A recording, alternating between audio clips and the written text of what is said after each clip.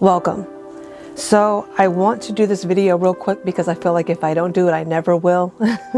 This is my hashtag walk away video / my walk into politics. Now, a lot of this is going to come straight from my heart. I just wrote down a few topics so that I know where I want to go with it. So I'm going to start off with me not being political. I was not a political person at all. I could care less for politics. Politics was so nowhere on my radar, to the point that when even September 11th happened, I didn't know what took place in America until way late in the evening.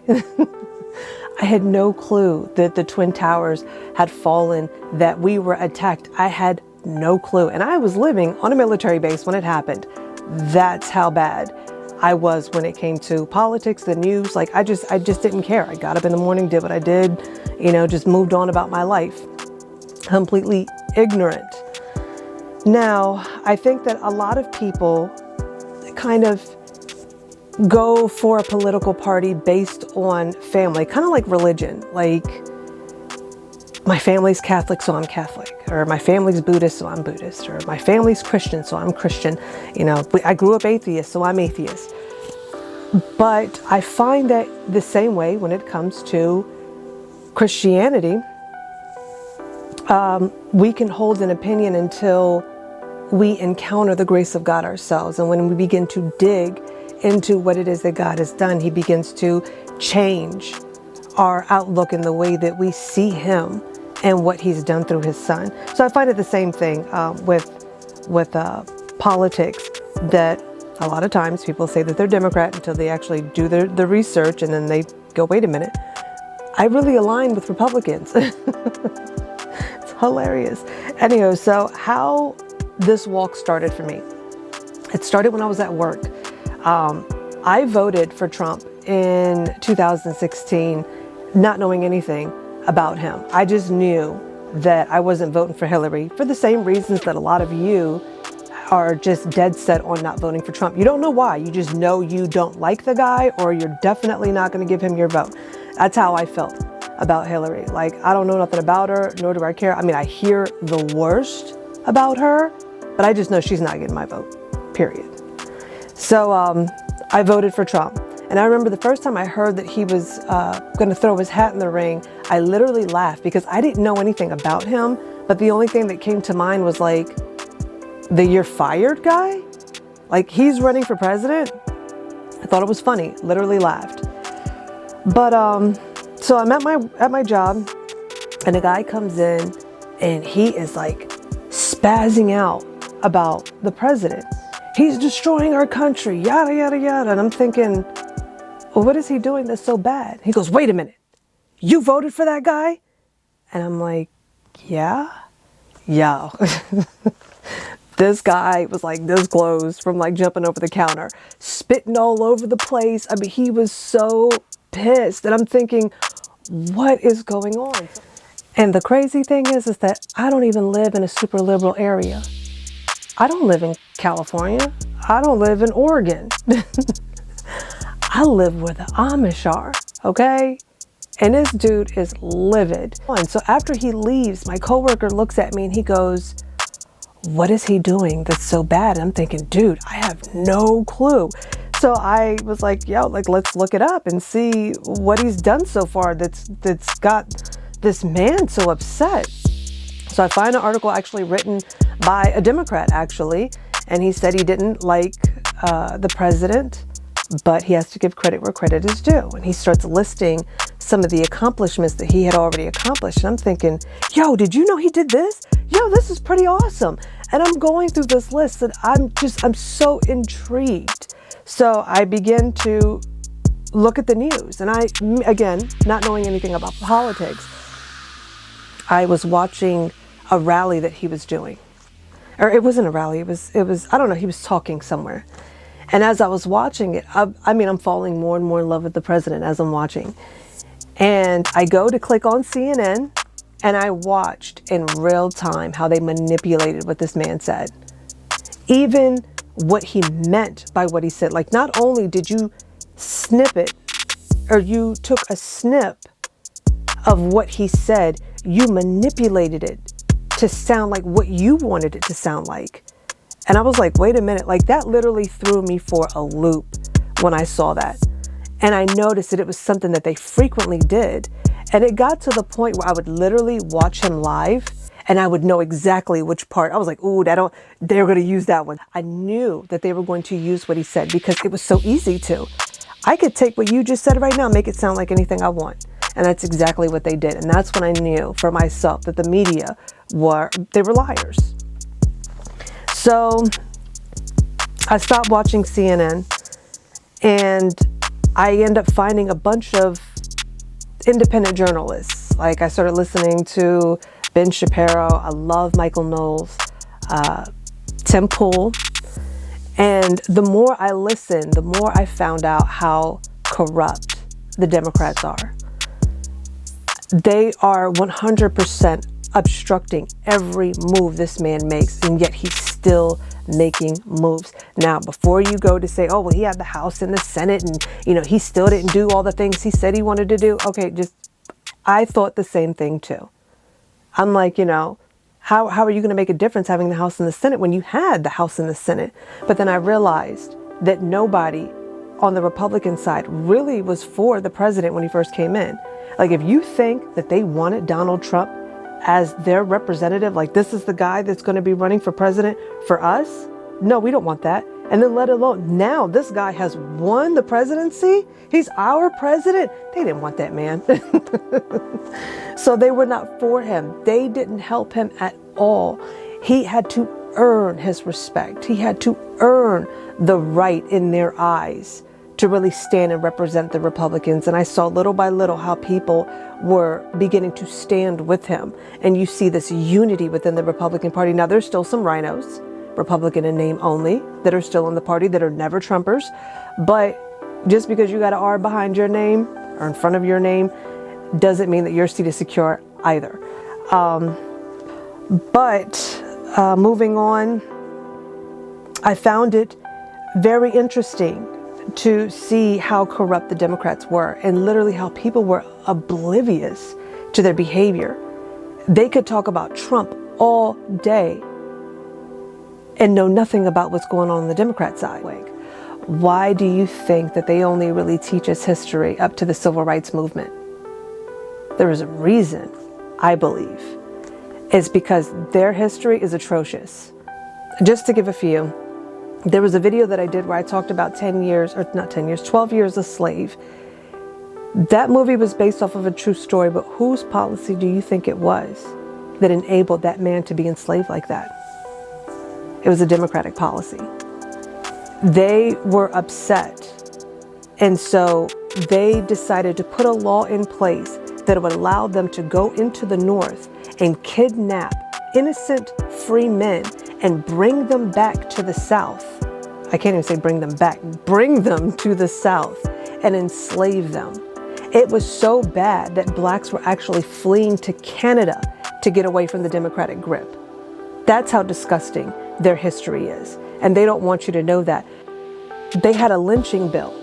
When the Republicans tried to put up an anti-lynching bill, they shot it down.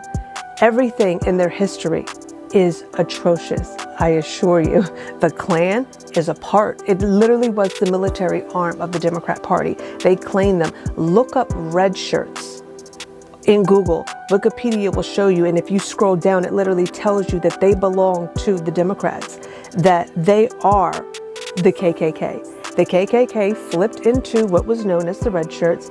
And now today they're Antifa. Oh, and BLM. So we move a little forward to Lyndon B. Johnson. And people think, oh, well, Lyndon B. Johnson helped with desegregating. I don't think he really had a choice in the matter. If you look at what was happening at that time, you either have the choice to either hold on to your hatred or you can forego your power. So Democrats said, it's not really much we can do. This is inevitable. So they foregoed the hatred. I don't want to say forego. They hid it just a little bit to hold on to power. Now, once they were put in office, the very things that we say today is the number one problem in America were passed by Democratic policies. Fatherless homes and the welfare state. The welfare system was set up by Democrats. And there is, as a matter of fact, I'll roll the video. So can we roll film? This gets to the core of conservatism, that liberal policies unintentionally do more harm than good. After LBJ created social programs like food stamps and Medicare in the 60s, the rate of black economic progress actually slowed down. They made progress, but not as quickly as in the 5 years before these programs started. When President Lyndon Johnson launched his war on poverty in the 1960s, he pledged to eliminate poverty in America. But more than 5 decades, several welfare programs, and $25 trillion later, the welfare system has largely failed the poor. In launching the war on poverty, President Johnson declared that he wanted to address the causes, not just the symptoms of poverty. He said he intended to shrink, not increase, dependence on government. His goal was to increase self-sufficiency, the ability of individuals to support their families without reliance on government handouts. And that should remain our goal today. Unfortunately, by that very measure, the current welfare state is an absolute bust. What has gone wrong? Well, the main problem is that our welfare system discourages work and it penalizes marriage. Work and marriage clearly raise incomes, but more importantly, both are inherently linked to a person's well-being and happiness. For example, marriage is the #1 factor in promoting upward mobility for children. Because welfare is anti-work and anti-marriage, it inherently harms the very people it was supposed to help, especially children. We know that more than half of all black children live in single-parent households. Half. A number that's doubled since we were children. We know the statistics that children who grow up without a father are 5 times more likely to live in poverty and commit crime. They're 9 times more likely to drop out of school, 20 times more likely to end up in prison. They're more likely to have behavioral problems or run away from home or become teen parents because the father wasn't in the home. The foundations of our community and our country are weaker because of this. The purpose of these 2 policies was to destroy the black community from the inside out. There is nothing good. Even today, there is nothing good that comes out of this camp. Now, people always want to talk about how could you vote for somebody that divides the country? How so? Have you looked at MAGA? There ain't no hate in MAGA. The only hate that is spreading across the United States is hate that is being brewed by the Democrats themselves. Go to look at any MAGA video and you will see people, blacks, white, Hispanics, Asians, Arabs, you'll see them all together celebrating under the banner of the American flag. Ain't no hate here. The only people that are loving Trump's hate is Democrats. And while I say that, I want to say that you are the very reason why so many people have woken up. Woken up? Waking up. Woken up. You are the reason why people are woke, truly woke. Because of your rage and your insanity, you have pushed people to the point where it's like, what is all this fuss about? That they begin to do their own research, and now guess what? They are now a part of MAGA country. Democrats want to blame the whole hatred on Trump's America. I have yet to find a shy Biden supporter. I've yet to find a shy Bernie supporter. They are allowed to be vocal about who they're voting for. But Trump supporters? But yeah, you want to convince me that the hatred that's going on in our country is based off the president. I don't think so. It's funny because everything the Democrats do, they do in such a sly way. They are literally attacking the freedom of speech without directly attacking it. They're doing it through censorship and they're doing it through fear. But they're stripping away, they're attempting to strip away the First Amendment. People are afraid. I was having a conversation with a kid at work, and at first he tried to just test the waters, like, I don't know who I'm dealing with, I don't know who I'm speaking with. And when he said something, I was like, wait a minute, no, that's not even how it went down. He goes, okay, good, because I know it didn't. I just don't know because I go to a liberal school. And I'm just like, when did this become America? And he and another guy also go to the same university. And he goes, no, it's super liberal, like to the point where professors will fail you if you view it outside of what they deem to be right. This is scary and dangerous. And it's sad that a lot of people are asleep to what's happening in our country. I don't knock it too hard because, like I said before, I was one of those people. I could care less about what was going on in politics or what was going on in our country. Didn't know anything of it. I was completely oblivious up until that guy yelled at me.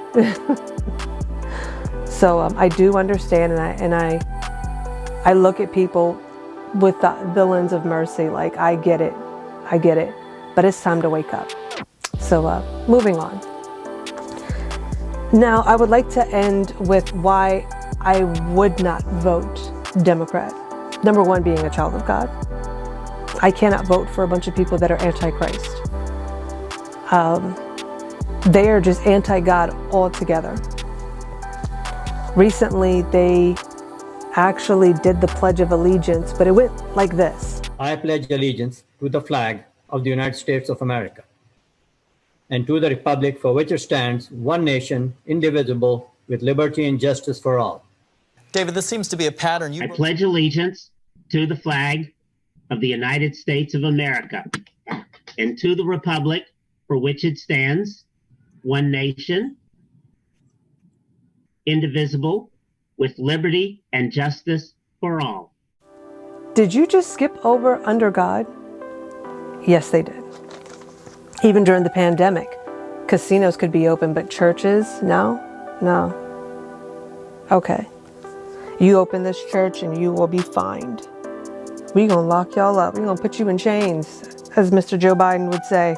Somebody asked Kamala Harris, what did she think about legalizing prostitution? And she said, I think we could do that. I would not vote for Democrats because of the fact that they are slowly trying to bring back segregation. And they're doing it again in such a sly way. They want you to hate the man so much that you would segregate yourself. In California, they're passing laws that allow campuses to segregate. All black campuses and all white campuses, and we want our own space. You are willingly segregating. It's like, what is this? The way that they do reverse psychology is just amazing. It is so demonic, but they're very good at it. The way that they sexualize children in California, they recently just passed a bill that said that a 14-year-old child could actually have sex with an adult at the age of 24 as long as it was consensual. I don't think so. I don't get how people are outraged about cutie, but don't care that they're actually pushing laws that leave our children wide open to be preyed upon. I cannot go for that. Even the fact that they would allow children who haven't developed yet to be legally allowed to take blockers. I can't ride with that. Abortions. The fact that they are passing policies that allow people to abort a full-term baby on the day of birth. I can't ride with that either. I can't ride with Democrats because of the fact that they are so willing to sell our country to the highest bidder.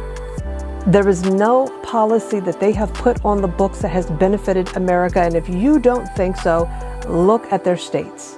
Do you think I want the rest of America to look like California, New York, Chicago? Like, no, you can keep that.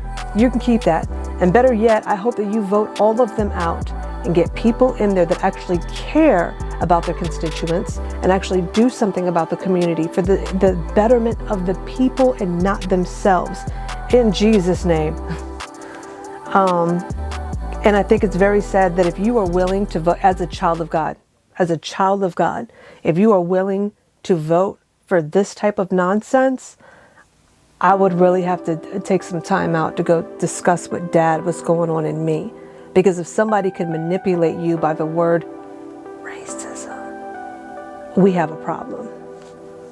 There's so much that I could say. I've done a video already. It's the worship of blackness, if you want to look into that, that talks about our identity being now Christ. So you shouldn't be bound by the word racism. But ultimately, with all of this, I know that it's been very lengthy. I really wanted to make it short, but it didn't work out that way. But to all that are questioning and want to know, really want to know if you're being duped, I suggest you start doing the research. You don't have to take what I say, but go and do the research for yourself. And you don't have to look under CNN or MSNBC or even Fox News. There are so many independent journalists that are out there that have all of the facts without their opinions in it. And you can come to your own conclusion as you watch them. And I pray that you do so before you actually go out to elect, because this is an important election. And I think, and I know this may sound mean, but I think at this point, the part that confuses me the most is how could you be so passionately ignorant? Like, it'd be one thing that, like, if you didn't know and didn't care, but like for you not to know and be so angry, it's just like, it's confusing to me. But with all of the information that is at our fingertips, there is no excuse. There's no reason to be walking around so blindly, angry and blind. Yeah, I don't know. But that's my walk away story or walk into story. I hope that you guys were informed, educated, and blessed in your hearing. As always, family, grace and peace.